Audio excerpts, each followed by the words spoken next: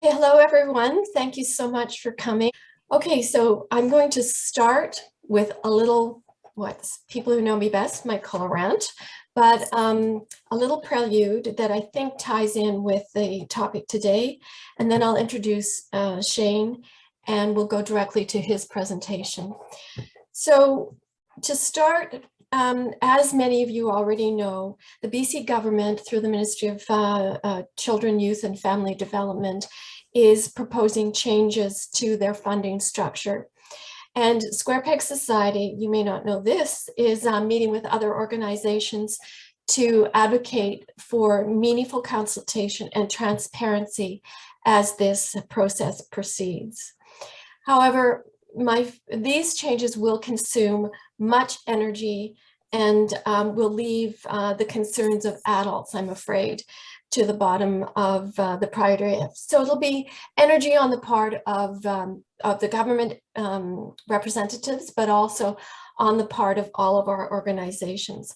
So given that I fear our adult concerns may be sidelined a bit, that leaves us with two options. The first is advocacy on issues where there might be some movement forward possible. And secondly, engagement with programs aimed at helping us to best support ourselves. So on the advocacy front, whenever and wherever you have the opportunity, speak out on the following issues. The first is that adult diagnosis be included in our medical service plan. The second, that government facilitate the increase of autism training for medical practitioners, including the development of specific criteria for diagnosing autism in adults as currently exists for children. Thirdly, that the government provide support for programs that offer life skills coaching that supports individuals to implement their own paths across their lifespan. That another program that needs support, or other programs that need supported, are those related to employment. Those particularly that focus on internships, job supports, and accommodations, all of the things that would help to better increase job retention. And thirdly, programs that support mental health. And they can specifically encourage more and better benefits, and encourage and provide incentives for more and better benefits in employee benefit programs. So the engagement part, that's the advocacy part. And then the engagement part is that there be online programs, such as the one we're talking about today, Launch Plus Skills, be taken up by you, that any of these programs that help us to jump on board and to take matters into our own hands. So for example, this program is a well thought out approach to a life skills support. So without further ado, I'll introduce Shane. Shane Lynch has a PhD in special education and is a registered psychologist. He has many accomplishments, and over the span of his 20+ year career, he has taught at the University of Alberta, been published in scientific journals, led the Alberta-wide Severe and Complex Behavior Community of Practice program, and participated in a variety of groups supporting autism services and mental health. With the Sinneave Family Foundation, Shane's role is that of Director of Innovation and Evaluation. The Sinneave Family Foundation is an operating foundation that aims to improve education, employment, and housing outcomes for autistic youth and adults by delivering programs and services to help individuals learn, work, and thrive in their communities, all of which lines up with our Square Peg objectives. So Launch Plus Skills is one of these programs. So I will now make it possible for Shane to share his screen. Welcome, Shane. Thank you for coming.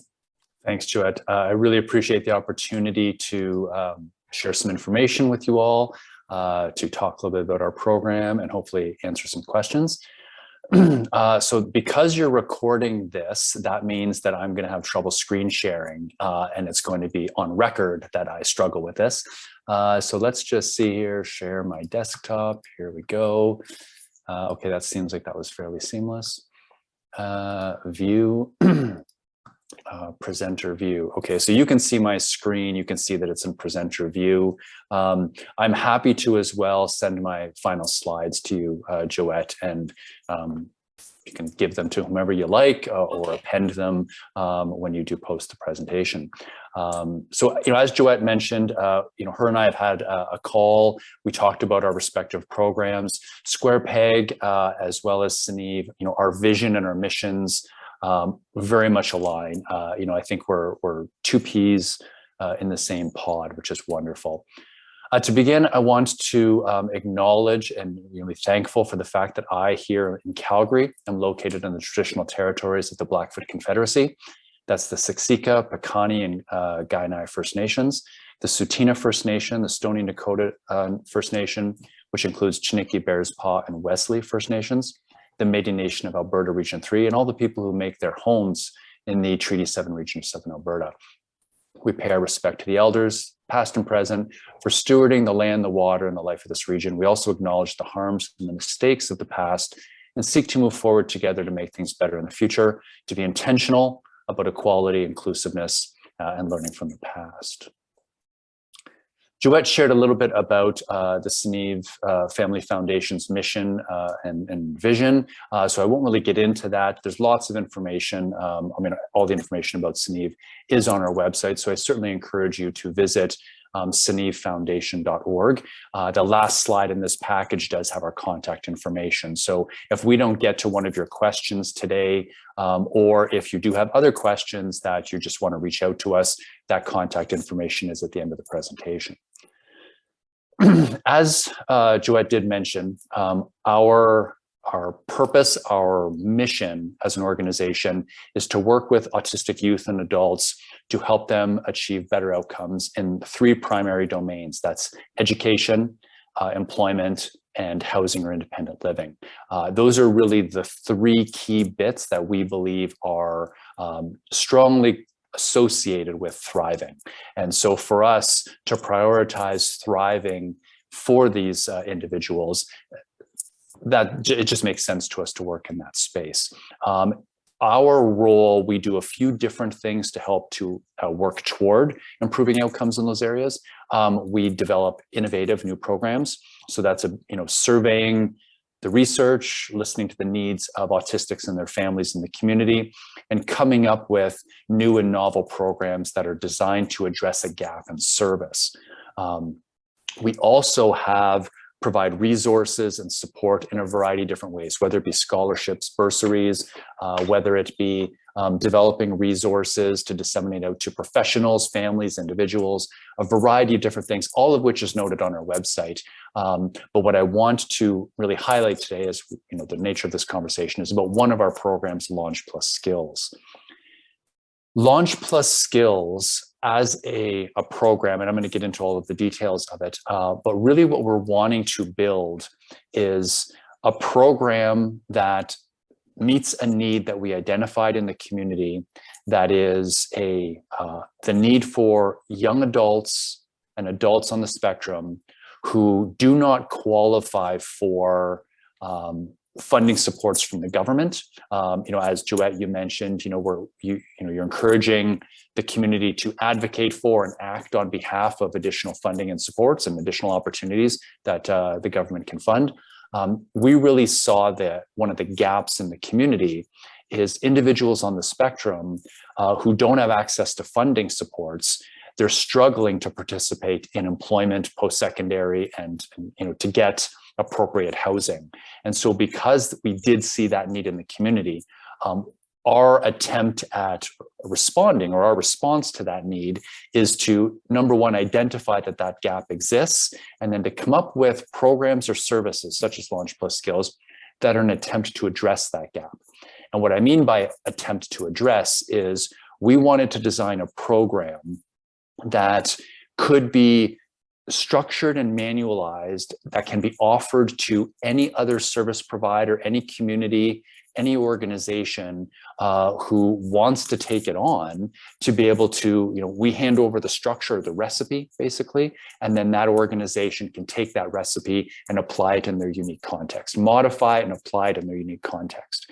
So as we are in the process of developing that proof of concept, really evaluating the program and the potential strengths or obvious potential weaknesses, we want to address both. But once we come up with and we finalize this program, it is our intention to scale it out to the community at no cost. So this isn't a proprietary thing where we're saying, hey, if you're interested in our program, it's going to cost you X amount to get your hands on and run it. No, it's actually free. So if it's a program that resonates for you, if it's something that you think could be helpful for your organizations, certainly reach out to us, because it's our intention to share our resources at no cost to the public.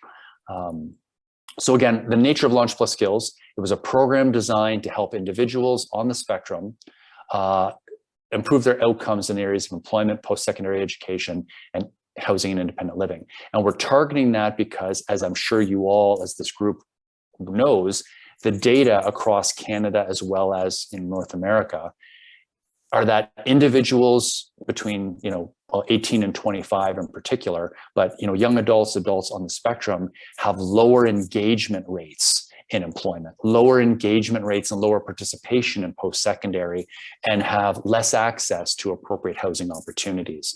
So knowing those things, that is why we chose to address those as our 3 major outcome areas. So let's dig into Launch Plus Skills as a program. So this program, in order to be eligible to participate, you have to identify with being autistic or neurodiverse. We don't require proof of diagnosis. People can self-identify.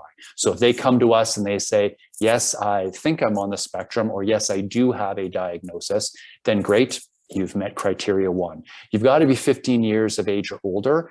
A lot of our, probably 50% or more of our participants are still in high school. The other 50% are above high school age.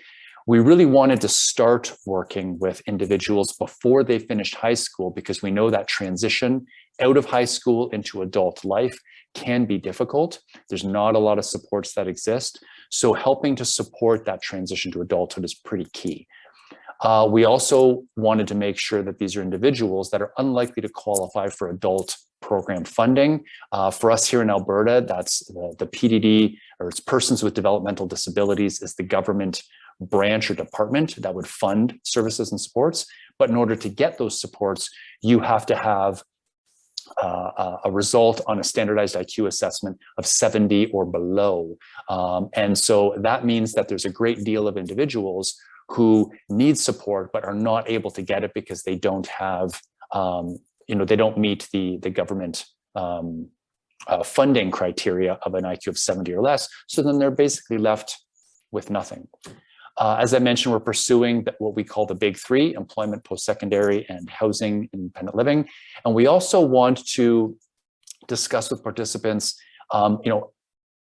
their ability to participate. Are there barriers to your ability to participate in our program? It is a time-intensive program.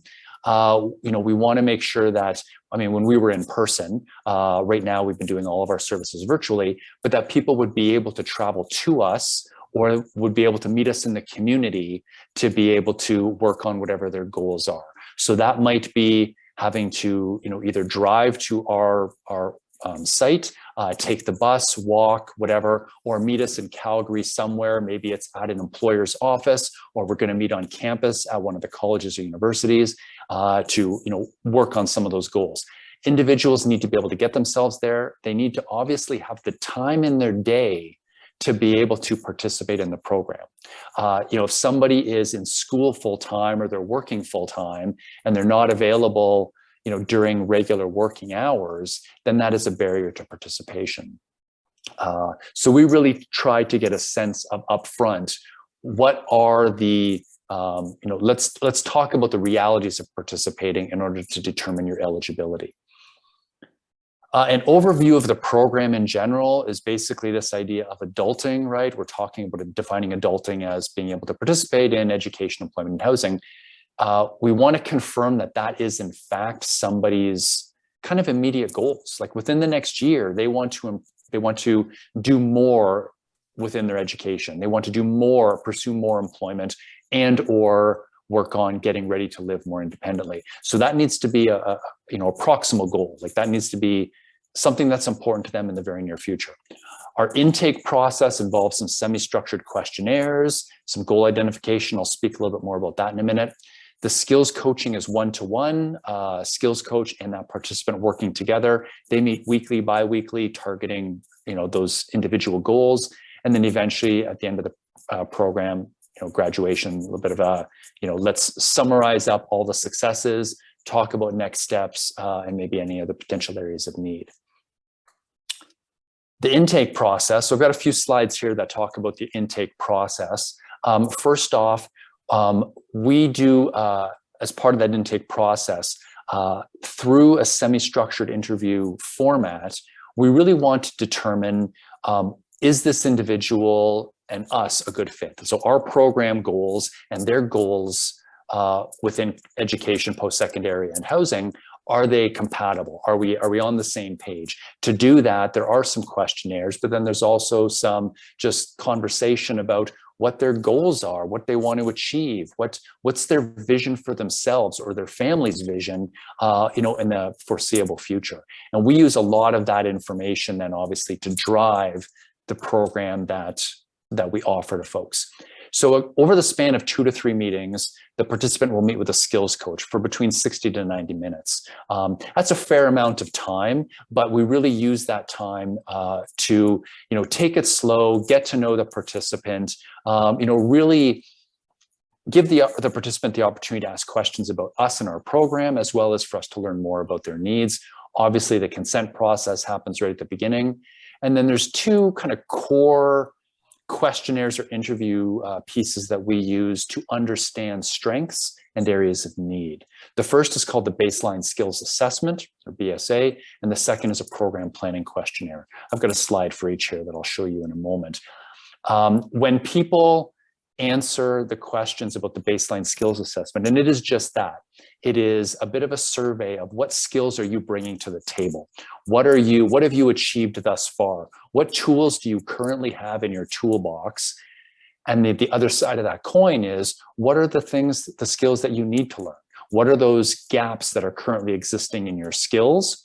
And by identifying those, we can then pinpoint the areas of focus, what it is that we need to work on, and those things we need to establish as the goals we will work on in the program.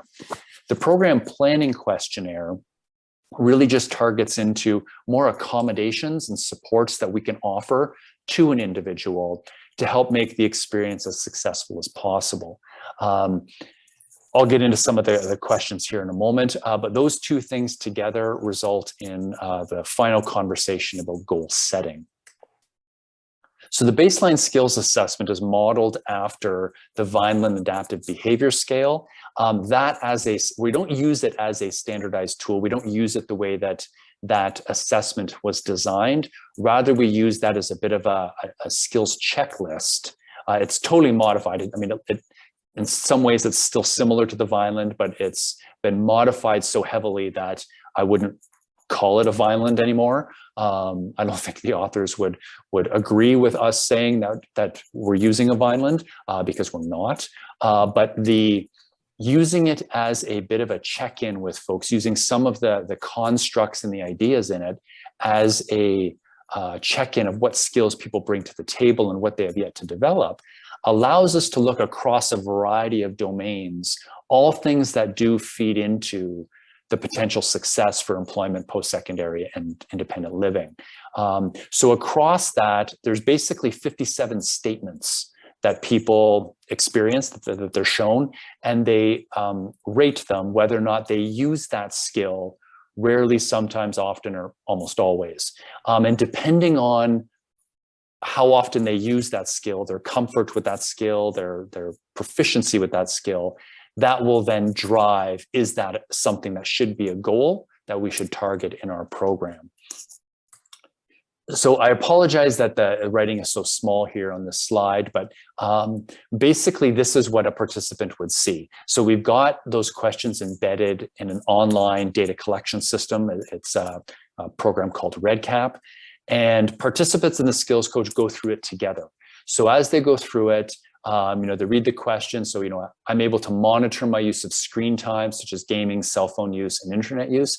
And the question is, how able or how frequently are you able to engage in this behavior? So, what we tend to find is that for the vast majority of individuals who do come to us looking for support, being able to monitor and regulate how much time they spend, say, playing video games or being online versus other activities of daily living like chores, meal prep, being at work, all of those things, that's a difficult thing. So the time management, organization, how people structure their day, this question taps into that. It taps into inhibition. It taps into, the ability to, stop engaging in fun and, shift gears and get into work. So that's one of, and there's an example, those are the questions we ask, but it's an example or a snapshot of many of the questions we ask. And as mentioned in the last slide, anything that is selected as I rarely do this or I sometimes do this would be the first things that we start digging down into as potential goal areas. When that's complete, we get into the program planning questionnaire. So really, we're, as I mentioned, trying to identify potential supports. So we're asking about medical conditions. If we're going to be out in the community, we're going to meet over at the, the University of Calgary's campus to look at some post-secondary options. It's helpful for us to know, do you have any life-threatening allergies? Like if you do you have any conditions that, we would have to then call an ambulance on your behalf? Or, if the person is under guardianship, under what conditions should we contact your guardian? We want to understand personal safety considerations as well. Many of our participants that come to us across all ages, they don't have as much experience or comfort with navigating public transit or being downtown. If we're going to meet with somebody downtown at the public library, for example, that's right downtown in Calgary. So can they get themselves there in public transit? Are they able to navigate around downtown Calgary, the downtown of a major city, safely? Do they know how to avoid risk? And if they did get themselves in a risky situation, how do they get out of it? Do they know who to go to for help? How to get help? We ask about coping and stress management. Not that is a disqualifier at all. I mean, none of these things are disqualifiers for the program, but again, it's about us understanding how to support. So we may ask somebody, what does frustration look like? When you get upset or dysregulated or you're overwhelmed, what does it look like? How will we know? And how do you want us to respond? Do you want us to give you a minute? Do you want us to help intervene? Do you want us to help you with any strategies, or do you have it? Are you able to manage your own strategies and you're good to go? So it really is an opportunity for us to understand how to support that person. Obviously, accommodation and accessibility needs. And we do also ask about a criminal record. Again, it's not an exclusionary criteria, but it helps us for program planning. We do have opportunities where we bring together participants in groups. And in those groups, we know, number one, that many individuals with autism, would be considered a vulnerable population because of, maybe not having a lot of awareness of personal safety. There might be medical conditions, et cetera. And then, as I mentioned, almost 50% or a little more than 50% of our participants are minors still and they're under guardianship. And so the reason why we ask about criminal record is we've had a couple people come through our program. There was one fella about a year ago who actually had charges against him for sexual abuse of a minor. So knowing that, you can still participate in our program. That's not a problem, but we are not going to put you in a place with vulnerable youth. So we're not going to have them in a group with a bunch of minors. So we just manage the program accordingly. If somebody came to us with a criminal record because they were you know, I don't know, at a protest for, you know, Greenpeace Canada or something, and they were arrested, well, that's fine, you know, no problem. That has nothing to do with your participation in our group.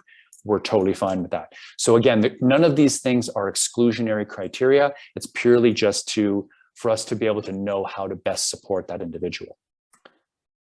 Now, the skills coaching portion, this is really, you know, the meat and potatoes of the work that we do. It's one-to-one support. So the skills coach and the people that we hire as skills coaches, these are individuals who, you know, they don't necessarily have to have any post-secondary education. You know, the people that we've had have a mix of it. Some have some do not. They're not members of regulated health professions. These are like, it would be equivalent to in a school situation, having an educational assistant. That's really the way we've designed the program, is so that this is a program that can be implemented by virtually anyone. The sessions are one-to-one, they're either virtual or in person, and we typically try to structure them so they're about an hour, 50 minutes of instructional time to 10 minutes worth of documentation time, because it's important for us to be documenting you know, the successes and the gains that participants experience. The skills coaches, based on the goals that are identified at intake, develop a session plan for that meeting. They work on that together with the individual. Obviously, we're suggesting what the goals should be. We're suggesting this is what we think are the steps that will get you to improving the readiness or the outcome that you know, you're looking for. But obviously, participants themselves, they have a say in what they're going to work on and how. So we're presenting, you know, here's what we would recommend you should do, and here are the strategies we're going to use to help you get there.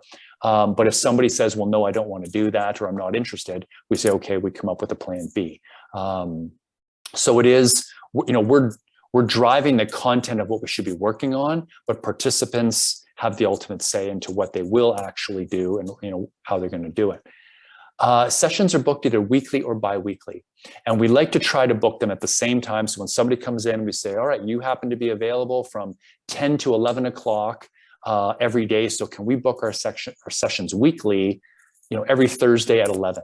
If a person's able to book a session every day, as long as the skills coach has that time, absolutely. What we know in different iterations of this program, because we have been we're on the second version of this program. The first version was a version that we met with people a little bit more sporadically, and we found that meeting with somebody more than, or I should say, if we meet with somebody less frequently than every 2 weeks, it was really difficult for that learning to stick. So we needed to increase the frequency of the teaching and the support. So this version of the program, we've shifted it to, you have to have the time in your schedule to meet either weekly or bi-weekly, sort of, you know, at most. Because the more often, what our data suggests is the more often we meet, the faster learning happens, and the faster people achieve their goals and eventually graduate, and the closer they get to their outcomes. Documentation is shared openly with the participants. So that page that I showed you a moment ago of that questionnaire of rating things from rarely to sometimes, often, that all of our documentation happens together with the participant. We do that for a couple of reasons. One is we want transparency in what we're documenting. So, you know, lots of our participants come to us and they, you know, they've expressed concern. You know, what are you writing about? You know, what are you documenting? And what are you going to tell my guardians? Or what are you going to, you know, is that secret? And we believe in full transparency. So all of our documentation is done openly in front of the individual. One of the advantages of doing that, in addition to the transparency, is that it models a lot of organization planning and thinking and self-reflection about the work that we're doing. So when we talk about building our session plan for the next week, we'll do that with the participants so that they see how we break down a larger task into smaller chunks. The way that we're talking with them about their successes and describing their successes and areas of need, we're doing that openly with them so that they can see We're modeling some of those self-reflection activities. We're modeling how we describe our behavior and translate that into action. And so it really does support some growth of other executive functioning skills. Our skills coaching philosophies are rooted in a very autonomy supportive environment. We give people choice. We give them decision-making authority. We let them be the owners of their success. We say that we're in this with you together. We're not here to force you to do anything. We're not going to command that you do it a certain way. Rather, we're in this journey together, side by side. And so, we're going to make suggestions about what we think the right path is for you to get to from point A to point B.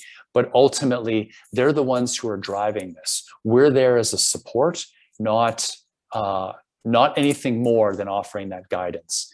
It's a non-judgmental atmosphere, and we really do believe in that idea that this is hard work. This is going to be effortful. It is going to cause frustration, which is why we asked about coping skills earlier on. It's going to be frustrating at times, but what we want to make sure is that because we are working with you, we're invested in your success. We're going to use errorless learning strategies, like we're going to show you how to do it. We're going to practice together. We're walking together with it so that your effort is virtually guaranteed to result in success. The reason for that is that there's a great deal of, there's research, and we all have the practical experience as well, that individuals on the spectrum have had I don't want to speak in complete generalities, but most have had repeated experiences of giving 100%, trying, and something not working out. So trying again and it doesn't work out, trying again and it doesn't work out, trying again and it doesn't work out. All the people around saying, just keep trying, just try harder, just give it 100%. And one of the things we know about the human condition is that if you continue to try over and over again at something and you're not successful, you continue to struggle or fail, that undermines our feelings of competence, it undermines our self-esteem. It creates a situation where we become sort of in this learned helplessness, learned hopelessness. And that all of that directly contributes to ultimately individuals on the spectrum having greater mental health difficulties because of all of this repeated struggling, because environment and person's skills don't match well. Anyway, I don't want to get off subject, but that's the rationale behind our approach is we're going to do this together to help guarantee your success. If you stick with this and put in the effort, I'm going to ensure you're successful with this. So that's, I would say, a cornerstone of how we go about the work that we do. Once those goals are worked on and we have that achievement, right, participants' graduation, it's not like a graduation ceremony like, from high school sort of thing, but it's a meeting where we get together and we focus on everything that's been done. We go back to our documentation. We say, look at all of the things that you've learned, all of the things that we've covered over the course of this program. So we document all those successes and then provide a bit of a summary of next steps. Make a referral to external community partners. And we believe in those warm referrals. So it's not here's the card of some other agency in town, or here's their phone number, give them a call. But we would say, this is the other community support we think would be helpful. Are you interested in that? So we explain it. Okay, yes, interested in learning more about it. I'm going to set up an email introduction or an email meeting with you, and we're together going to connect with that resource. So I can make myself available for that warm introduction, get you set up, connected to that other resource, and then I will back away, rather than just hand over a referral and say, goodbye, so long. Because we've learned that the warm introductions increase the probability of appropriate connection to those other service providers, those other supports, where when we just give a phone number or pass out a card, those phone numbers or emails never get used. So what have we learned thus far about the program? And I recognize I'm talking pretty quickly through this, so please bear with me. But what have we learned thus far? A few sort of key things. Across all of our participants that come to us, on average, people will identify about 5 goals that they want to work on. The range being anywhere from 1 to 12, median about 4. The average participant as well will end up with about, a little over 12 skills coaching sessions. Let's just say sort of 12. They'll end up with about 12 skills coaching sessions. The number of skills coaching sessions are obviously highly correlated with the number of goals. So if somebody comes in with 1 or 2 goals, the number of skills coaching sessions are fewer. So there's less work involved. If somebody comes in and they have a whole bunch of goals that they want to work on, there's way more skills coaching sessions. Now, we'll also help help the individual engage in some prioritization during intake for what's an appropriate number of goals, like what's reasonable. We can't work on everything. We're not going to work on everything. And there might be some services out in the community that do a better job on a certain area because they focus exclusively in that area. So we will work with the participant to help pare down and prioritize some of their goals.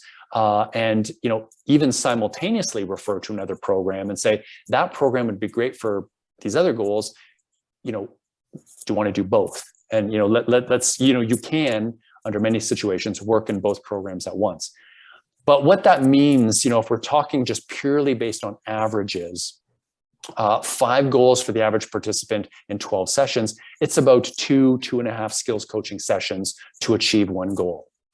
So doing the math on that, if skills coaching sessions are about an hour, then it's about 2 hours to achieve 1 goal. That's kind of what it boils down to. And again, those are averages, but please keep in mind the ranges there are significant, like they're large ranges from 1 to 12 and from 2 to 36. So keep that in mind, with ranges that big, like I said, the spread is pretty big as far as how long people are engaged in the program. And again, sort of putting together some of the math there, if we're talking about, the median number of goal-focused coaching sessions being about 10, and we're talking about an hour per, that's, say 10 sessions of weekly, then that's 10 weeks. If it's every 2 weeks, then that's 20 weeks worth of time. If we're seeing the person just, once every 2 weeks. So that's, gives you a little bit of the math to think about how much time is needed for all of this. What's the investment? What are the most commonly targeted goals of the participants who come to us? So resume, job search, interview support. So some of that employment readiness. And in addition, career exploration. People will come to us saying, I have an interest in technology, or I have an interest in cooking, or I have an interest in X, Y, or Z, but they want to explore that a little bit more. So career exploration and some of that initial employment readiness stuff makes up 25% of all of the goals in our Launch Plus Skills program. So we cover a lot of goals, but this data here, like I said, 25% are just those getting started with employment. Now, the majority of people that come to us do come to us with employment goals. But again, as I mentioned, we do cover post-secondary readiness and housing independent living readiness. So when you look at some of those other things like academic planning, self-awareness, that would be an independence related goal, academic planning being post-secondary, conversation skills, that's more of an independence goal, household chores, independence. That's where we would often think of them as being under the umbrella, like a conversation skills. That's not clearly a post-secondary thing. That's not clearly an employment goal, but that's one of the important goals that, people come to us to get support with that do actually address all 3 of our big 3 outcomes. So some of our goals fit nicely under one of our outcome areas. The other ones kind of float back and forth. But again, just to summarize, the majority of the goals we work on for folks they tend to be related to employment. That seems to be the most pressing need that we have as a group. The most frequently achieved goals, well, they map on pretty closely to those most frequently identified goals. So we're talking about, the resume, job search, interview support. So 70 participants, that's 20% of all, goal achievement rests within that domain. 13% of goal achievement around career exploration. So again, it's just giving you a bit of insight into what are those things that are the most pressing goals that people come to us for, and what are the areas of achievement that tend to stand out the most. Now, because we do Launch Plus Skills does target those 3 outcome areas, people will often come to us, with, as I mentioned, lots of those goals. And in the previous slide, I said the range was between 1 and 12 goals. On average, people will have up to 5 goals, or around 5 goals. One of the interesting things that we've discovered in our program when we're looking at our data is that the vast majority, so 77% of all of our participants, so the N of here is out of 73 participants, 77% of those 73 achieved between 3/4 to 100% of all the goals that they worked on. Of those 73, what's the order of operations here? There we go. 12% achieved between 50% to 75%, and then 11% between sort of 26% and 50%. So what that tells us, and so sorry, you'll see on that graph, no one in the program came in and participated and left without achieving a goal. So one of the things that I think stands out for me as an evaluator is that everyone who comes into this program, everyone who uses this formula leaves with goal achievement. Nobody leaves without goal achievement, which I think that in and of itself really stands out to me. As a matter of fact, of the majority, so 3/4, more than 3/4, 77% have achieved most of, if not all of their goals. I think that's pretty amazing as a statistic. So some of the conclusions that we can draw, again, some broad stroke summaries, are participants in Launch Plus Skills rather, helps to develop skills in the areas of employment post-secondary and independent living readiness. Our goal is not to get someone a job. I mean, we can't reach out to an employer and require them to hire one of our people. We can't reach out to, UBC and say, you must take one of our people.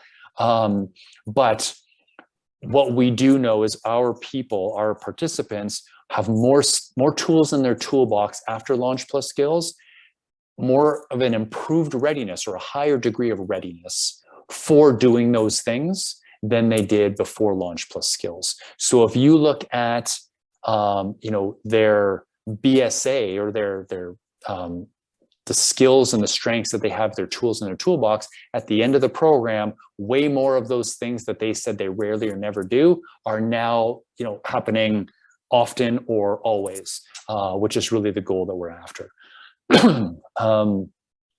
One of the things we have found is that program completion has absolutely been impacted by COVID. We switched all of our services to virtual. They were exclusively in person previously, switched everything to virtual as of like March 19th of 2020. Everything went from in person to virtual. During that time, many participants actually stepped away from the program because they were not interested in doing virtual services. That's fine. What we did find, though, is that many autistics are more tech savvy and more comfortable with technology than any of the staff ever were. So they transitioned to virtual way more effortlessly than what many of us did. And so our engagement in the virtual space actually increased. Our enrollment increased after we went virtual. However, along with virtual and pandemic and all of that, one of the things that we did see is participants' anxiety and overall mental health concerns did increase as a result of the unknown, of the pandemic, of just life in society. And certainly there were experiences where that was getting in the way of their participation. That said, part of our role and one of the services that we offer through Sniv is navigation and connection to other community supports. So our navigators, our ambassadors, were very busy helping to connect folks to, counselors, other psychologists, other service providers that could potentially help. Okay, I've ranted for quite a while now, shared all kinds of information about the program. We would shift now to a discussion time or discussion period. The last slide, as I mentioned, has our contact information. Please feel free to reach out if you do have any questions. I will stop sharing now. And do that, Shane. Would you just also put your contact information in the chat so people can have it immediately, and then they'll also have it when we put this online. Perfect. I see a hand up by Deb Merchant. Okay, go ahead, Deb.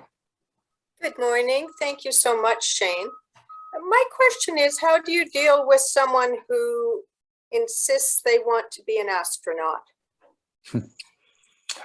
So For example.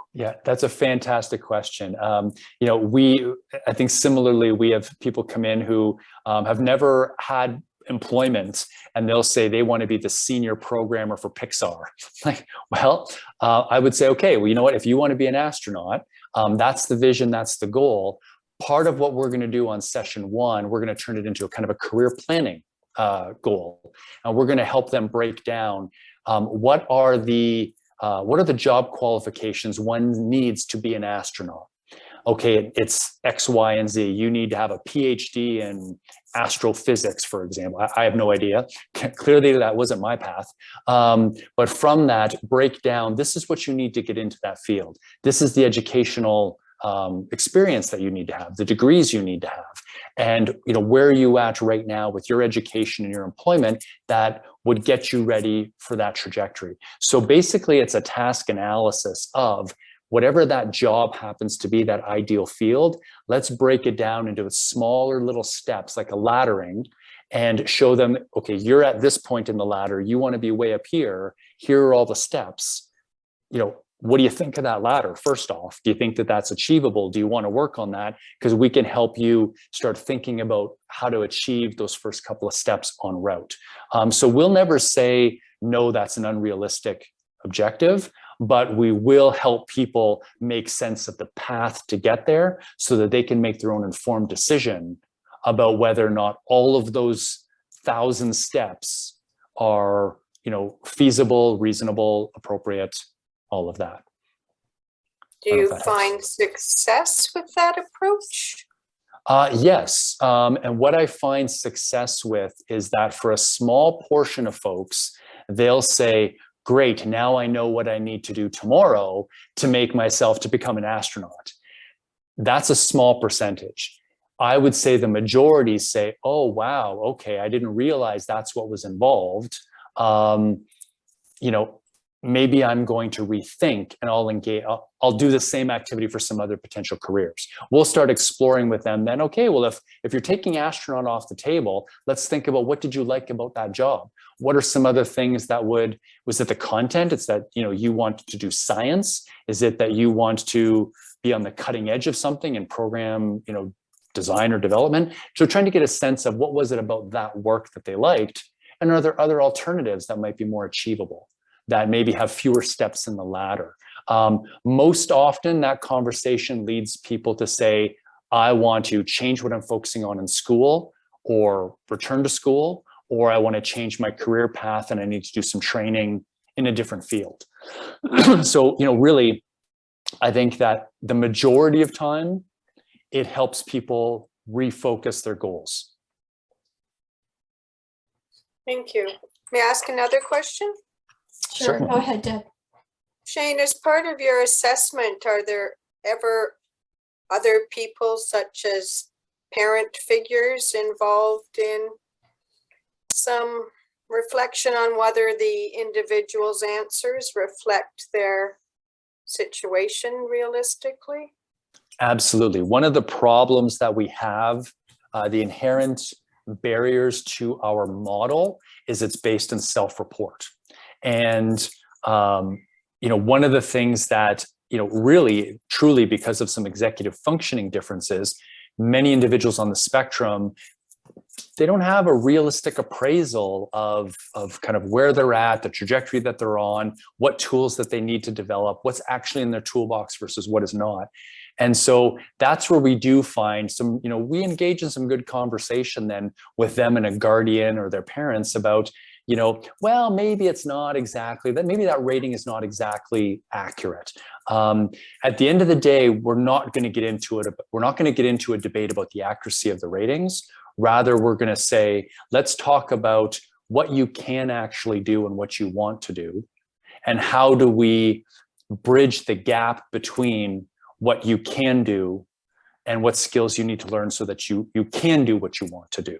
And we do find that when we get down to the skills coaching sessions, usually within the first couple of sessions, when our skills coaches have been eyes on that person, it allows us to kind of reframe a little bit, like, well, maybe you rated this other thing over here as a medium, when in fact it might be kind of low. We're actually going to start 1 or 2 steps further back. And when we're actually talking about it in a tangible skill-based way, like, can you set up a calendar to help organize your chores around the house? So what you need to do on what days? People will say, yes, I can do that. I'm like, oh, great, show me. Let's do it together. And then that's where things start to break down, right? And so then we'll say, okay, well, now we're going to start there. Let's start with an earlier, like a developmentally more easier skill and work our way up. Because it's pretty hard to argue with, that individual in that moment when they say, I did tell you I could do it, but now I'm showing you I can't. It's hard to argue with that at this point. It's like, no, what the data in front of us is showing us is that, no, you have yet to develop that skill. So let's do it together. Yeah, I hope that that helps as far as some of that negotiation is concerned. Thank you. That's great. Louvain, did you have a question? Okay. First of all, I want to thank Shane. I think it's a wonderful program and something that really does fill a gap that exists for many of our young people when they're ready to make that transition. A couple of questions. It seems to me that as people transition, and most of what you're doing seems to be focused on employment here, I can see that from the goals you identified. But as they transition, is it possible that they might need to go through the same process again as they move through their lives and evolve in terms of what their needs are, and because life is changing? That was the first question, the possibility of repetition. And the second question has to follow up. Once they have graduated, do they do follow up? What happens to them once the handover has taken place, and what sort of resources have you found yourself using? That was it. Fantastic questions. So yes, absolutely. So many of our participants have repeated the program a couple of times. That's not a problem. What we try to do with folks is to, we express at day one that this is a time limited program. Like, we're not going to be in your life forever. So, identify a couple of goals. If they suddenly come in and they've got 50 goals, we'd say, no. Let's pare down to what's on your horizon in the next 6 months to a year. Let's target that. So we'll help them prioritize some goals. So it's more of addressing immediate need versus much longer term need. Now, I think related to the earlier question, Deb's question about, does the conversation or the skills coaching change people's perspective? Absolutely it does. We have lots of folks that will come to us because they're looking for employment to be the astronaut or the lead programmer for Pixar, and they realize that they don't have the skills, they need more education. So they say, well, I want to go back to school. So midway through the program, their priorities might change. So we might have to flip something and then work on some, helping them to get into a program, helping them to identify school programs, et cetera. So repetition happens absolutely because people, their priorities change, or, there's new goals that are suddenly materialized, or they've gone out and they've applied some things, they've learned some things, they've graduated, but they come back 6 months or a year later and say, there's new demands in my life and I'd like to learn a little bit more. Sure, no problem, come on back. So we're happy to continue to support people. And then the notion of the, I think the second question was about Follow-up. Follow-up. Thank you. The follow-up, we'll reach out to folks at about 6 months to find out, where are you at? Like, as a kind of a follow-up survey. It's more of like a post-test sort of thing. Follow-up. Where are you at? Do you still need supports? Can we offer you any additional referrals? How is it going, right? So we do have that check-in at 6 months. The vast majority at that point, what we're trying to do is connect them to other natural supports in the community that do exist. So once we've taught someone, excuse me, something like all of the readiness to get into post-secondary, at that moment, our job might be done. And if they're looking for additional support at that follow-up time, it's say, well, have you connected with an academic advisor at the university? or have you connected with a career, like one of the career coaches at your post-secondary institution? So as an example, depending on what people's needs are at that follow-up, we will make additional referrals if needed. If their goals change, we'll try to connect them to those individuals. We don't want to just drop people. We really want to try to make sure that they're connected to other resources and supports. I think, unfortunately, the biggest gap that still exists are services and supports around mental health. And, we're not doing mental health work. It's not one of our areas of focus as it is with Square Peg. So because of that, we're not doing the work. There's not a lot out in the community. What is out there costs a lot of money. So there still exists this gap in service for those individuals who do need more help there. Unfortunately, our hands are tied. That's just unfortunate. Yeah. Okay, so Suzanne was asking if there is a similar program to this in Vancouver, and what you just pointed out about connecting, follow-up and connecting to resources. All of what you're doing could be done remotely. So we could connect people here with you, Yep. except for that piece, because you need to know the local resources. However, I want everyone to know that this is an area of great interest to us, and we are looking at how we might begin to do this ourselves, either working in conjunction with you. We have also been looking at AANE in Boston, and they have a similar life coaching program that they call Life Map. And they've got a couple things, advantages or whatever, things of interest to us in their program. And one is that they have quite a long track record. They've been doing this since 2008.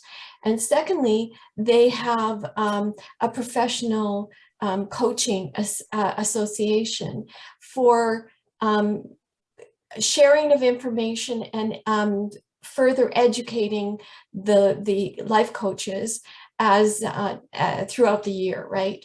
And so that has some interest. But either way, we'd so much like to get involved with this, and we would be happy to discuss further with you. I have applied for funding to train some life coaching. I don't know, I won't know till the early next year whether or not we've received that, but I would like to move forward on this. So a couple of issues that I just wanted to raise in connection with what you've said. The funding issues here are the same as the gaps that you identified are the same here, and many of our population are victim to that. They don't receive funding as adults because they're over that threshold. As well, there's a thing called, at the moment, called Personal Supports Initiative, which provides some funding for certain people, but it's through Community Living BC. It's also will be under discussion with the funding reassessment or reallotment. And so many of our, and the criteria by which it's judged is too subjective, in my opinion, and also it focuses on level of adaptive functioning, and again, many of our individuals fall through the cracks because it doesn't recognize the communication skills, the ability to cope in office environments, all of those things that make people succeed in job environments. So we are definitely in the same boat as you described. The other thing is this: we would have dearly loved to have captured all of our kids in a program like this as they were transitioning. The problem that seems to happen is that while the kids are still in high school, they've got so much on their plate that this becomes it's not being able to see the forest for the trees. They're just trying to get by. And so engaging in a program like this doesn't happen naturally, first of all, because of awareness, but also because what our experience has been we fall off the cliff after high school, and then if that time goes on too long, and because of the situations that you've described where failing and failing and failing results in mental health stresses, that post-high school experience is compounded with other mental health situations. And absolutely, in relation to Levaine's questions about repeating a program, entering a little bit later, all of that becomes very real because we are not there when at that point when the falling off the edge of the cliff is imminent. The other thing too is families may not see that coming because they have stability by relative stability, depending on how happy their kid is in school, by virtue of maybe an educational assistant, maybe a resource room, and the structure of the classroom. All of that goes away after high school. And there's this big gap. So we need to recognize that later intake, that picking up people and maybe really and doing it again will happen a little bit later for some of us still, even in this day and age. And the other thing is there is also a developmental lag that happens. And this sort of relates to Deb's question about I want to be an astronaut, that maybe a bit of Peter Pan syndrome, that with many of our kids, the path forward seems so frightening that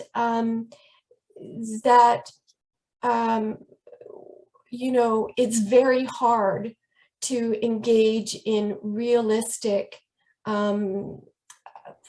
personal assessment. And I also think because our self-image is formed in light of other people's perception of you. And if you're socially isolated, and if you don't have a bunch of friends that have your back, it's hard to know who you are and what your skills are. And I absolutely appreciate that, in a way, that the program, that you don't focus on mental health, you focus on those employment and the big three that you've outlined. As long as it assumes or acknowledges that the mental health gaps are there and that they are not necessarily criteria for disallowing somebody into the program, but that they're addressed along the way. And I'm assuming that the planning questionnaire will pick up on some of that as well. And then that may become part of the goals or the other missing piece other than mental health is the social engagement, because the mental wellness and social engagement are such a big component to overall wellness and therefore success that somewhere they have to be picked up on. Well, I mean, you could probably predict that I would be in agreement with everything that you said.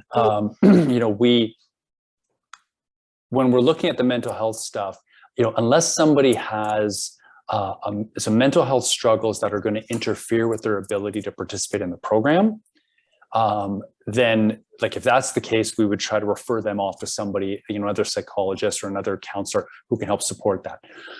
We also run some small groups with our individuals around anxiety management, around some executive functioning and we started those groups in response to the notion that we've got participants who do come to us, a small percentage who are not ready to participate in Launch Plus skills because they're executive functioning. They don't have the tools yet, or they haven't learned some tools to help them, engage in some of those like really critical executive functioning skills for all of the planning, the engagement, the attention, all of that. So, or if anxiety is getting in the way, excuse me, trying to provide some programs that do address those. So it's small group programming, 6 weeks, a couple hours a week for 6 weeks. That's not the same as seeing a counselor or a psychologist, but it's a little bit of here's some foundation stuff to increase some people's readiness for Launch Plus skills. But if it's something that is mental health or social related, absolutely those two things, having good mental health, having strong social networks and social connections, we know are, really, really instrumental to success. Absolutely. Unfortunately, there's not enough out there for mental health, but that's just not one of the lanes that we choose to be in. The social stuff, we've done social stuff in the past, but we've stopped providing social skill instruction per se, because there's others in the community who are doing that already. They've already got the infrastructure, they've got the staff, they're doing it. So again, as an operating foundation, we're lucky in that our funding is solid, it's stable. And so part of our commitment to the rest of the autism community is that we will not compete for service or grants or anything. So, there's social skills programs that are available in the community, evidence-based programs. We actually fund some of those programs. So, if we've got one of our participants who needs it, we will pay their tuition to go there. As well, we've got other social groups, like we've got the Autism and Asperger's Friendship Society, or AFS, in Calgary. It's run by Dean Svoboda. Dean is amazing. His staff, and the program that he's developed, it's all social recreational for individuals on the spectrum. It is amazing. And there is no way that we could ever replicate what Dean's doing. And we wouldn't want to. He's got a great thing going. So you know what? We will send our people there. We've got previous participants within our Launch Plus Skills program where we've worked on executive functioning skills, organization and planning. We've had participants who have shown just a great deal of interest and aptitude in some of those things. We've said, hey, you know what? As part of learning about executive functioning, organization, and planning, do you want to learn how to engage in organization and planning of social events? And you can become your own kind of peer-to-peer social event coordinator.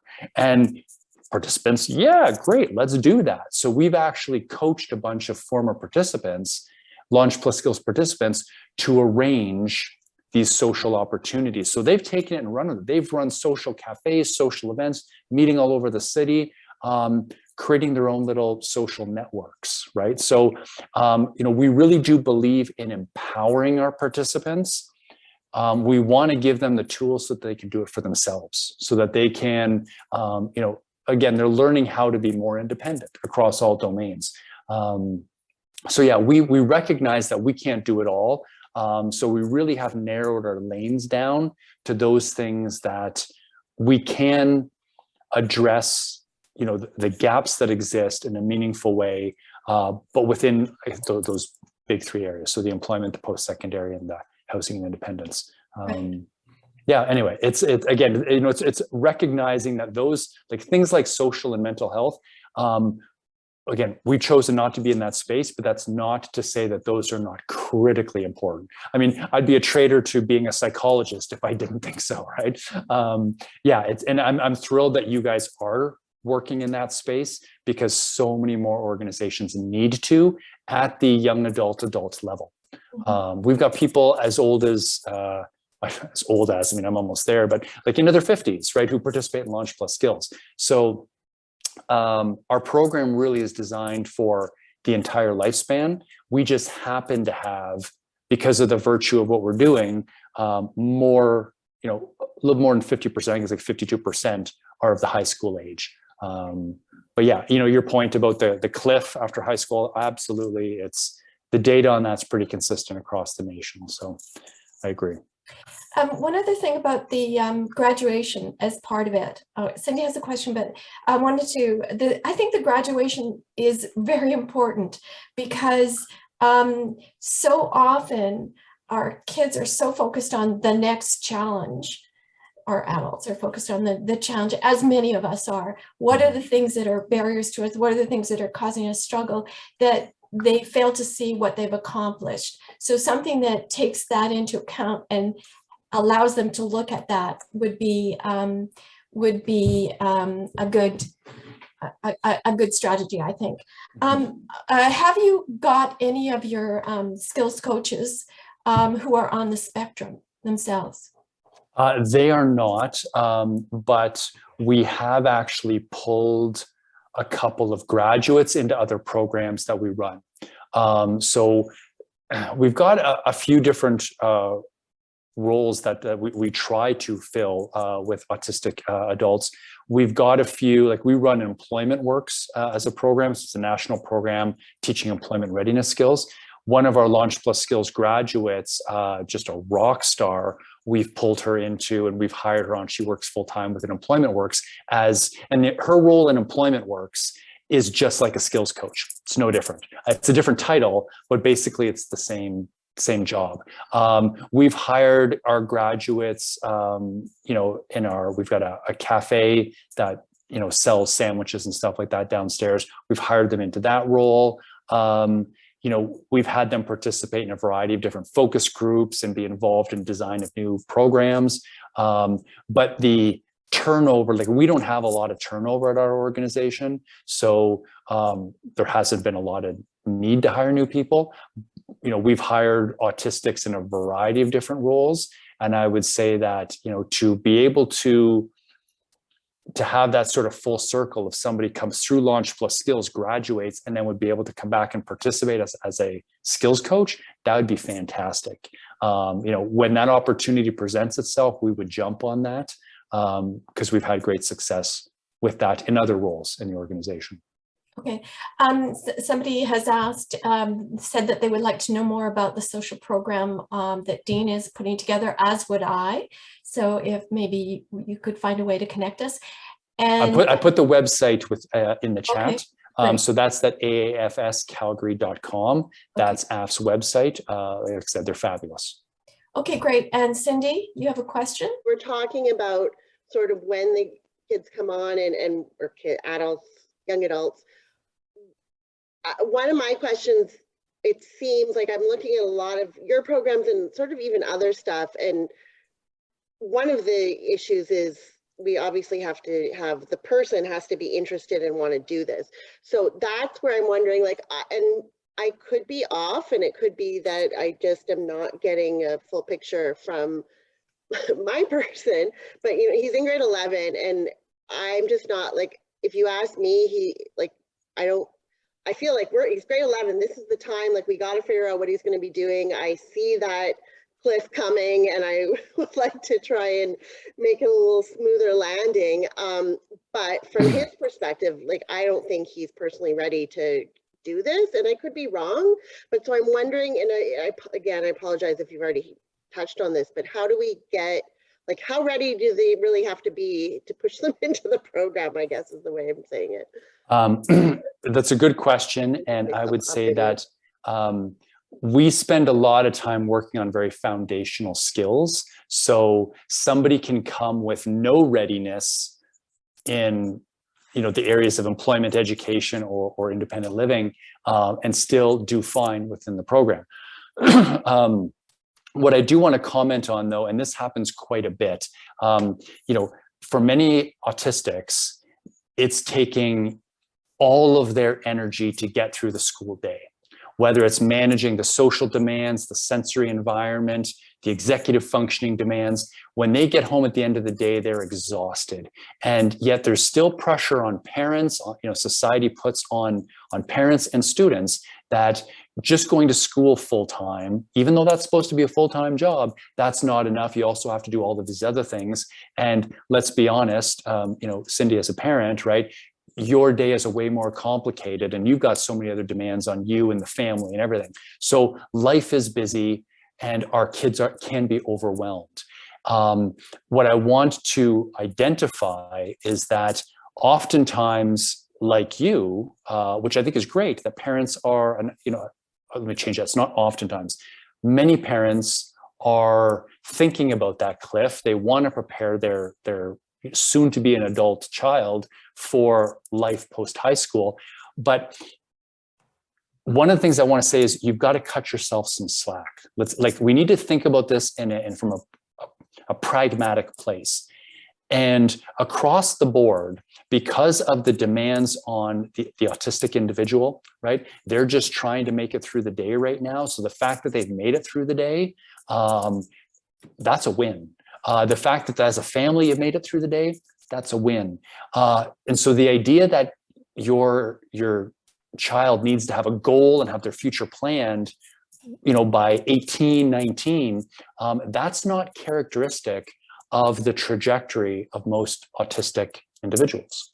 What we know is because of the features of autism, because of some executive functioning difficulties, because of the demands of school and work and environment and all those things, most of our individuals are a couple of years behind their peers, their non-autistic peers, in hitting lots of those life milestones. Now, people automatically start judging that and saying, well, that's terrible, we need to do more. I don't know that we need to add more to yours and your kids' plate. Now, this is me speaking, just wearing a general psychologist hat, has nothing to do with Launch Plus skills. This is just talking as a psychologist. It's not that we need to dump more on them, but I would say that we need to prioritize the things we do put on them. We need to reevaluate the importance of this versus that.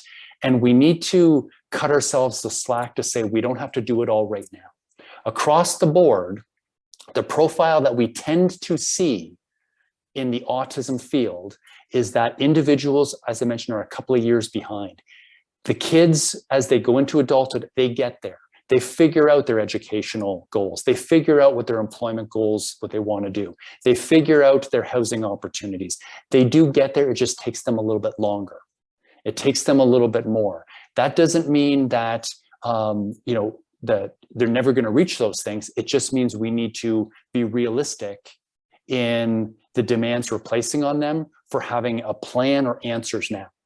And so, when I think about the participants that come to us on Launch Plus skills, what happens, let's say 1 or 2 intakes, because not all people who come to the intake end up continuing on in Launch Plus skills, but let's say 1 or 2 out of 10 will come to us. They'll be sitting, they're a minor, they're under guardianship, they're with a parent, and the parent says, we need to do this, we need to do that, and we need to work on this, and you need to have a plan for X, Y, and Z.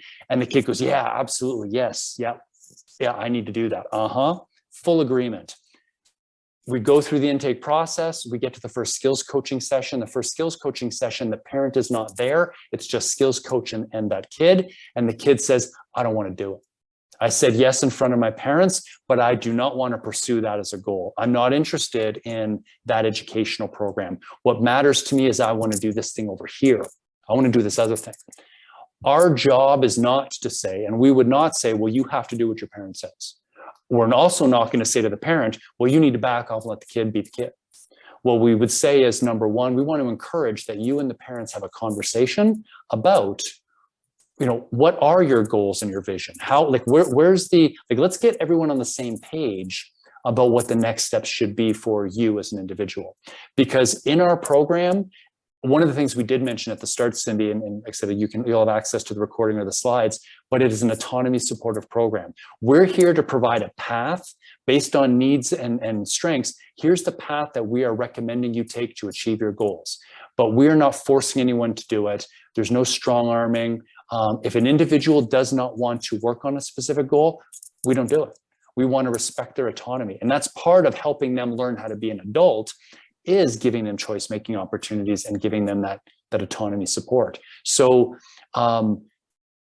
there is often a disconnect between what the parent or guardian wants and what that child is ready for and willing to do in the moment. Number one, we encourage we need to have a meeting of the minds meeting. Well, either you as a family can go and do it on your own, or we can do it together. That's fine. But let's agree on what are the appropriate goals and what we're going to work on. Because if we don't have the kids buy-in, we're not going to accomplish anything in that program.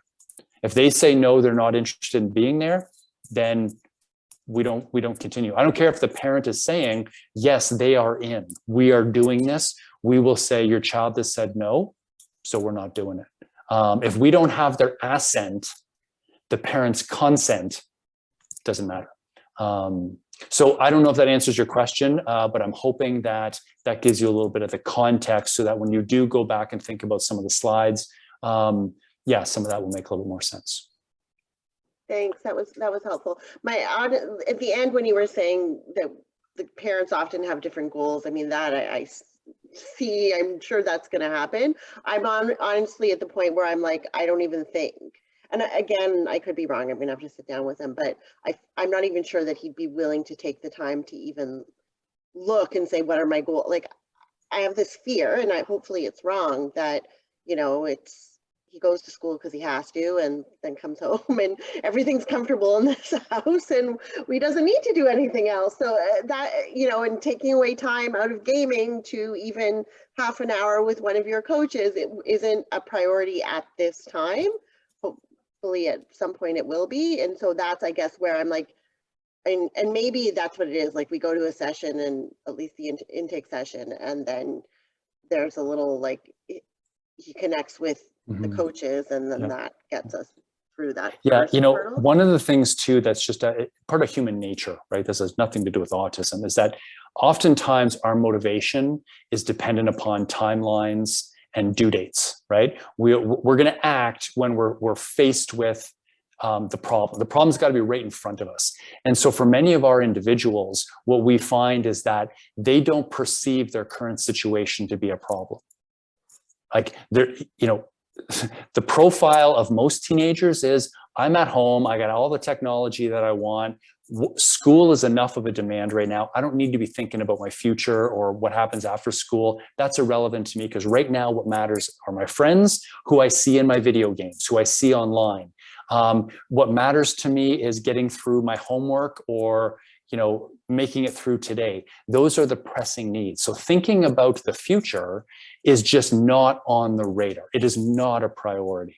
So this idea of let's do some visioning together, that's tough. That's tough for a teenager, period. You know, I think that notion of, you know, I want him to have a plan and a goal, that is absolutely appropriate. And, you know, being hardwired as a parent, you're absolutely, that's in your constitution. You have to think that. But I would say that his motivation will likely change when school is done.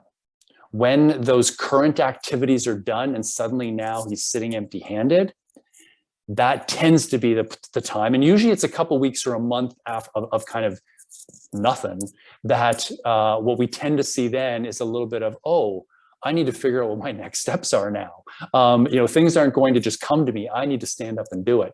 And let's be honest, right now, you know, most students, if they're in high school, they got a pretty good gig going on, right?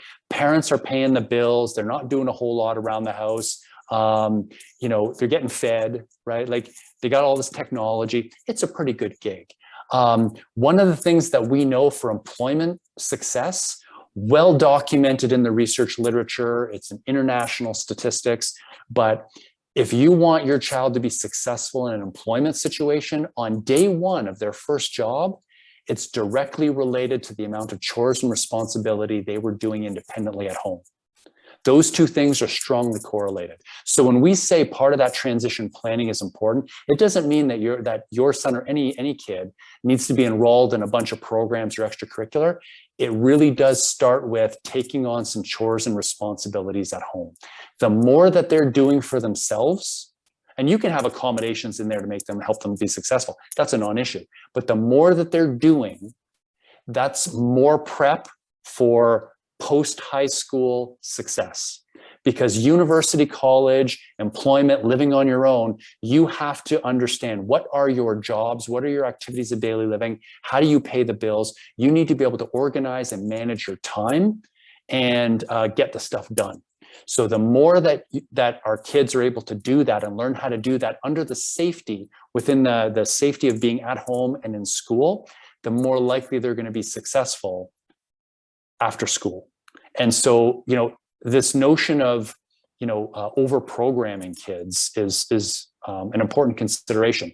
He doesn't need to be necessarily in a program. What he needs is to have opportunities for learning how to be independent.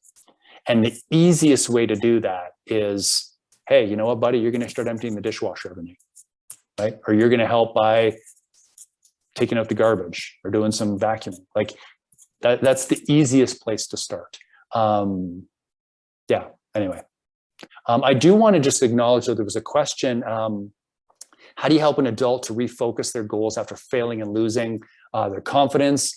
You know, it sounds like there's sort of a motivational issue here. One of the things I want to be clear about is that our participants, individuals on the spectrum, often present like they're unmotivated. And that is actually, after almost 25 years of working in this field, I can tell you, I've never actually met a kid or an adult who was legitimately unmotivated. Rather, that projection of looking like you're unmotivated, that is actually the same. Those are the features of learned helplessness. That's what it is. It's not a lack of motivation. It's the effects of learned helplessness. Those individuals, as I mentioned before, and to the point that this individual wrote in the chat, has multiple experiences of failing. And it's that repeated failure that undermines your feelings of comfort, confidence, self-efficacy, and eventually that learned helplessness. So to overcome that, which is why we created the program, like the skills coaching model that we did, we need to help you. And part of what causes that is, again, that executive dysfunction or the executive difficulties, not knowing how to attack a task, not knowing how to shift gears, not knowing how to organize and manage your time, not being accurate in your self-reflections of what you can and can't do, and seeing other people around you get frustrated with you, telling you to work hard, and you don't know what else to do because you have been working hard and it's not changing things. That, as part of the human condition, contributes to a feeling of learned helplessness. And so for that individual, what we do within our model and what the research supports as just good clinical practice is break down goals into small, tiny little stepwise chunks and help people achieve along the way. Don't just say, you're smart enough, you can do this, I've broken it down, here you go and do it. But I'm going to sit down and I'm going to tell them what to do first. I'm going to show them how to do it. So I'll do it at first, model it a bunch of times, use YouTube videos, use pictures, use all kinds of supports and accommodations that you can to make sure they're successful. They understand what to do. And you're there side by side together as a team to ensure that their first couple of experiences with that new stuff is successful. You will not let them fail in those early stages, those early steps. Once that you've got some of that momentum is built and they're engaging in some of those steps, those experiences of success help to rewrite that history of failure. Now that individual is experiencing, hey, you know what? When I listen to you, when I follow your instructions and you work with me, I'm successful. When you break it down into small chunks, I know this becomes more manageable and I can be successful. So instead of having a history of failure, they start having a new history of small little wins. And that actually starts to correct that feeling of learned helplessness. Now they're starting to get a feeling of learned success. When I put out the effort, and then when I'm using some of these support tools that I'm learning about, I am now more successful. And as that then turns into increased motivation to want to do more, to want to continue to learn, to want to continue to perform, and then people will engage in more choice making about what they should do, take more risks, engage more. So it really is a formula of, if you want to inspire people and create motivation, frankly, this was part of my doctoral dissertation. This would be another presentation for another day. But if you really wanted to inspire people to engage, you've got to present them with a path that is easily achievable. You've got to present them with options that are desirable. They need to feel like when they look at that, when they see what it is you're asking them to do, when you talk about it and you show them, they look at that and they go, oh, you know what? That seems achievable to me. I think I can do that step. And even if you think your individual is capable of doing that one thing, I would still break it down into at least 3 different steps so that they have 3 different opportunities for success, right? If you think about a recipe to bake a cake, maybe there's 10 steps to that recipe. I'm not just going to say, you need to go bake this cake and I'll give you a thumbs up. You know, you're successful when you have an edible cake. Rather, I'm going to say there's 10 steps here. So we're going to work together through these steps. And I'm going to say, great job, you're doing awesome, and look at your success after every single one of those steps in the recipe. Because instead of then having one learning opportunity, technically they've had 10. And that's the formula for starting to build engagement or re-engagement and rewriting that history of learned helplessness. Amazing. That's absolutely a profound insight, I think. Two other things I would add to that. One is catch them when they're rested to have those kind of conversations. And the second is that maybe prepare them in advance. Sometimes scheduling a conversation works in our household to allow for more processing of the idea that we're going to have this conversation. Asa, did you have a question? No, thank you, Shane, for your input and your advice. Yeah, no, I take away two things, which is life skills. You're gonna give them responsibilities at home, you know, because you're afraid of their anxiety, so you don't want to push too much on them, but they need to be, you know, independent, right? Which is the first step, right? So I think that is the goal that I need to work with him, right? Yeah. Agreed. Yeah. No, thank you for that. Yep. To another thing about Cindy's question of how to bring them to the table. A family once mentioned to me that they considered or tried a strategy of saying, conditional upon continuing to live here. This is post high school, right? We want you to participate in this life skills program, right? What do you think of strategies like that? You know, I mean, I'm not going to judge that, but I would say, like, I'm not going to say that's right or wrong, but what I would say is that, you know, I think the notion that you have to be a contributor to the family and to society, that is your responsibility. As a human citizen, you have to contribute. And we're all going to find a way to contribute. Some individuals can contribute by, you know, they're going to cook meals every night for the family. Okay, wonderful, awesome. And another individual, the extent to which they can contribute at this time is taking out the garbage. You know, at the end of the day, it doesn't matter. It's more a conversation, in my view, about how are you going to contribute. And, you know, when I've worked with, you know, younger teens, kind of junior high sort of aged kids, I would sit down with a family and with the kid, and we talk about the different chores and stuff, and you know, we'd say, okay, well, we're gonna, you know, we're thinking like, you know, a couple of good chore options would be maybe dishes, garbage, feed the pet, and shovel in the driveway or something over the wintertime. Those are some options. You know, you can pick two out of those options, or we can put more options on the table, but we'd like you to do two things. Let's talk about what those are. And, you know, that initial conversation goes something like, well, that's not fair, and oh, whatever, you know, and all kinds of, you know, grumbling from the kid. And I'd say, well, no, let's actually, as a family unit, we're going to put it on the fridge or the wall, the list of everyone's chores. Who's responsible for what? Let's start with mom. What are all of mom's chores? What does mom do, and what does mom contribute to the family? Okay, and then, you know, the next person, the next sibling, and everyone needs to be responsible for something. What you know will happen is mom's list is 6 pages long, right? Oldest sibling, maybe there's 4 or 5 chores. Middle sibling, you know, there's 2 or 3 chores. The youngest sibling, there's 1. And, you know, the idea is that the conversation is everybody's responsible for contributing. So the fact that I'm asking you to do 2 is actually pretty good, considering everything that mom has to do, right? Everything that maybe the rest of the family has to do. And so, you know, that's also modeling that with increased age comes increased responsibility. So it's a little bit of like, sorry, buddy, but look at what you have coming, is that as you get older, you need to take on more and more. And that's part of being a contributing member of the family, contributing member of society.